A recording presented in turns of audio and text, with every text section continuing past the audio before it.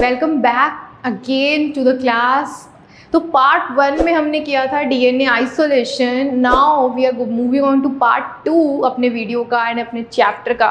तो पार्ट 2 will be that gel electrophoresis. I think last class में थोड़ा बहुत बता दिया था उसके बारे में। अब जानते हैं कि ये टेक्निक को करते कैसे हैं। क्या नाम बोला मैंने? Gel electrophoresis. एक तो इतने फैंसी नाम होते हैं ये सब बायोलॉजी में। तो जेल इलेक्ट्रोफोरेसिस का मेन पर्पस क्या है? Separation of DNA fragments according to, अब जो लिखने जा रही हूं बहुत important word, according to its size. तो डीएनए को किसके अकॉर्डिंग सेपरेट करते हैं? साइज के बेस पे। कितना बड़ा साइज है या फिर कितना छोटा साइज है, उस बेसिस पे उसको सेपरेट करते हैं। और क्या चाहिए सेपरेट करने के लिए? इन प्रेजेंस ऑफ इलेक्ट्रिक फील्ड। किसके प्रेजेंस में करते हैं? इलेक्ट्रिक फील्ड के प्रेजेंस में। क्या क्या इस एक्सपेरिमेंट को करने के लिए मटेरियल चाहिए हमें? इसको हम एग्रोस जेल इलेक्ट्रोफोरेसिस भी कहते हैं। क्या कहते हैं? एग्रोस जेल इलेक्ट्रोफोरेसिस भी, क्योंकि मेन क्या है इसका? एग्रोस जेल है। नाउ एग्रोस जेल को आइसोलेट कहाँ से करते हैं? नेचुरली आइसोलेट किया जाता है कहाँ से? रेड एल्गी से। प्लांट किंगडम में पढ़ा होगा red algae, brown algae, green algae. तो एग्रोस जेल को कहाँ से लिया? रेड एल्गी से। और कौन से रेड एल्गी से लेते हैं? जेलिडियम और गिरगेडियम। कौन से रेड एल्गी से लिया है? जेलिडियम एंड गिरगेडियम। एग्रोस जेल की प्रॉपर्टी क्या आ जाती है? क्या प्रॉपर्टी है इसकी? पॉलीमराइजेशन। क्या करता है ये? पॉलीमराइजेशन। और पॉलीमराइजेशन का मतलब क्या होता है? पॉलीमर्स बनाना। पॉलीमर्स से क्या मेरा कहना है? जैसे एग्रोस जेल को जब आप देखोगे ना फ्लास्क में, तो बिल्कुल पानी जैसा लगता है, लेकिन जब आप उसको माइक्रो ओवन में टेम्परेचर के अंडर रखोगे तो बिल्कुल जेल जैसा होता है। क्यों? सारे उसके जो फाइबर्स हैं आपस में पॉलीमराइज हो जाते हैं। ठीक, अब आपको कैसे पता लगेगा कितना एग्रोस जेल लेना है या कितना क्या लेना है? Depend on the sample. कितना आपका डीएनए का सैंपल है उसके अकॉर्डिंग ही आप एग्रोस का लिक्विड लोगे। ठीक, वो सारी चीज़ें लैब की होती हैं। कितना सैंपल है, कितना बफर लेना है, कितना एग्रोस लेना है, वो सब ज़्यादा हो जाएगा। इतना नहीं, सिर्फ एनसीईआरटी तक लेके चलते हैं। अदरवाइज बायोलॉजी की टेक्निक के बारे में जानोगे तो काफ़ी चीज़ें हो जाती हैं। तो एग्रोस जेल कौन सा? Red algae. 2 तरीके के रेड एल्गी हैं और एक्टिविटी कैसी है इसकी? पॉलीमराइजेशन। और दूसरा, एग्रोस जेल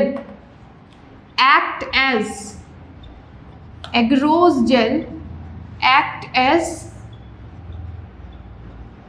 सीविंग प्रॉपर्टी। कैसी प्रॉपर्टी इसकी दिखती है? Sieving property. सीविंग मतलब छन्नी टाइप्स। क्या छानता है?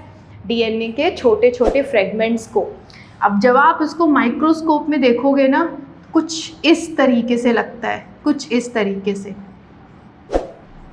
पूरा ऐसे जाले जाले टाइप्स हो जाते हैं एग्रोस जेल के। अब इसमें आप साइज़ के अकॉर्डिंग तो सेपरेट कर ही सकते हो, कौन सा किसका साइज़ है, बड़ा है, छोटा है, क्या है। ठीक, तो ये सारा क्या था? इस टेक्निक का ओवरव्यू। क्या क्या चाहिए मुझे ये टेक्निक करने के लिए, मैंने बताया। एग्रोस जेल की एक और बहुत खासियत वाली प्रॉपर्टी होती है, टेम्परेचर के अकॉर्डिंग ये पॉलीमराइज हो जाता है। इसको अगर प्रॉपर टेम्परेचर अगर आप नहीं दोगे तो लिक्विड फॉर्म में रहेगा, प्रॉपर टेम्परेचर दे दोगे तो ये पॉलीमराइज हो जाएगा। राइट, अब मुझे क्या क्या चाहिए जेल इलेक्ट्रोफोरेसिस के लिए? पहले तो आप लोग लोगे एक जेल इलेक्ट्रोफोरेसिस की ट्रे। बिल्कुल रेक्टेंगुलर में आता है, काफ़ी साइज़ का भी होता है। इसमें क्या पोर करोगे आप? सबसे पहले तो हमने इसमें पोर किया एग्रोस जेल। क्या पोर किया मैंने इसमें? एग्रोस जेल उस ट्रे में मैंने डाल दी। कैसे? माइक्रो ओवन से निकाला, अभी लिक्विड फॉर्म में है, फिर इस ट्रे में डालोगे और थोड़ी देर के लिए छोड़ दोगे।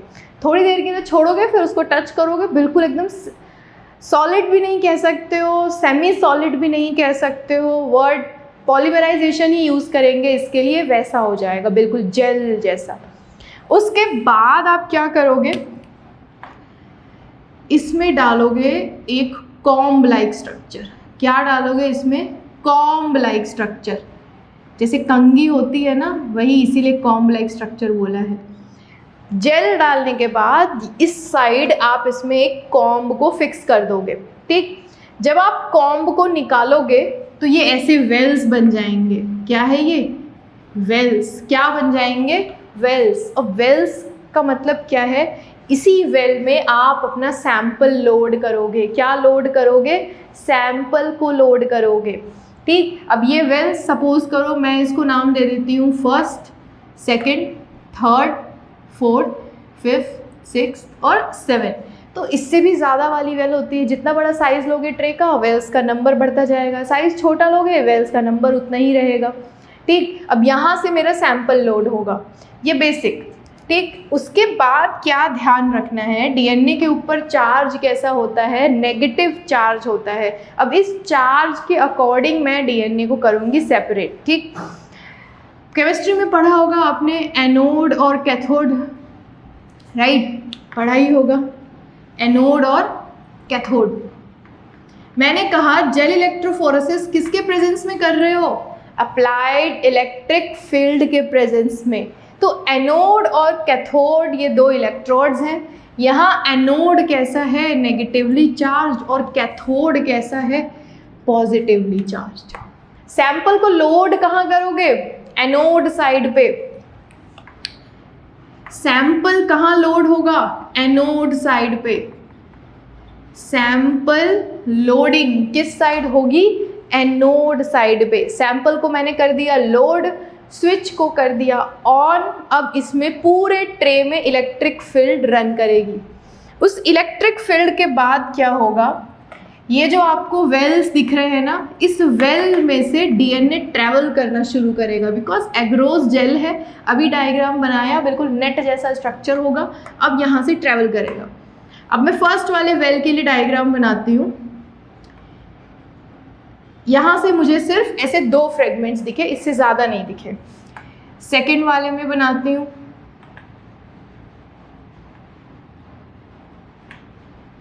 यहाँ कुछ मुझे 4 फ्रेगमेंट्स दिखे हैं।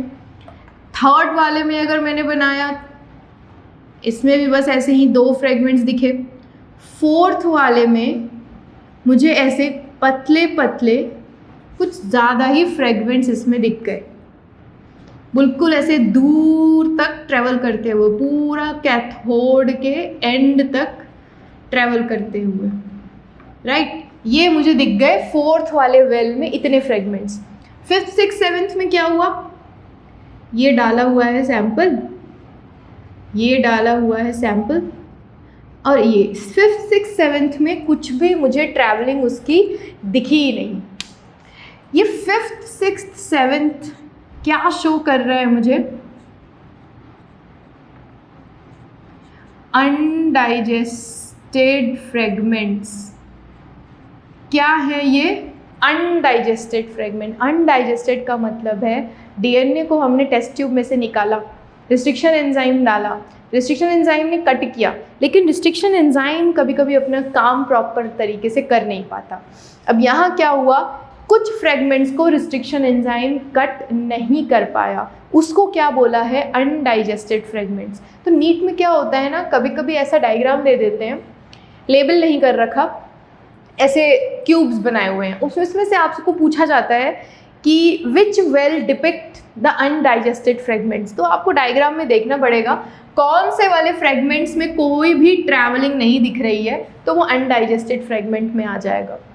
अब मैं अगर सिर्फ फोर्थ वेल की बात करूं, फोर्थ वेल में आपको ऐसे छोटे छोटे फ्रेगमेंट्स दिख रहे हैं, तो फोर्थ वेल को आप बोलोगे प्रॉपरली डाइजेस्टेड। फोर्थ वेल कैसा है? इसको रिस्ट्रिक्शन एंजाइम ने प्रॉपरली क्या करा है? डाइजेस्ट करा है। फर्स्ट और सेकंड, थर्ड को क्या कह सकते हैं? इम्प्रॉपर कह सकते हैं कि ज़्यादा प्रॉपर तरीके से कट नहीं कर पाया। तो मुझे जेल इलेक्ट्रोफोरेसिस के ट्रे पे इतनी सारी चीज़ें मिल रही हैं, लेकिन मेरे काम का कौन है? ये वाला वेल। मेरे काम का कौन है? ये वाला वेल। क्यों? मुझे छोटे छोटे फ्रेगमेंट्स कैथोड के एंड तक मिल रहे हैं। ठीक, अब आप सोच रहे होंगे कि ये उस तरफ क्यों भाग रहा है, कैथोड की तरफ। सैंपल को लोड कहाँ करना है, एनोड। अब डीएनए के ऊपर चार्ज कैसा होता है, नेगेटिव चार्ज होता है। कैसा चार्ज, नेगेटिव। नेगेटिव होगा तो ऑब्वियसली पॉजिटिव की तरफ भागेगा। तो कैथोड में क्या होता है, डीएनए रन्स टुवर्ड्स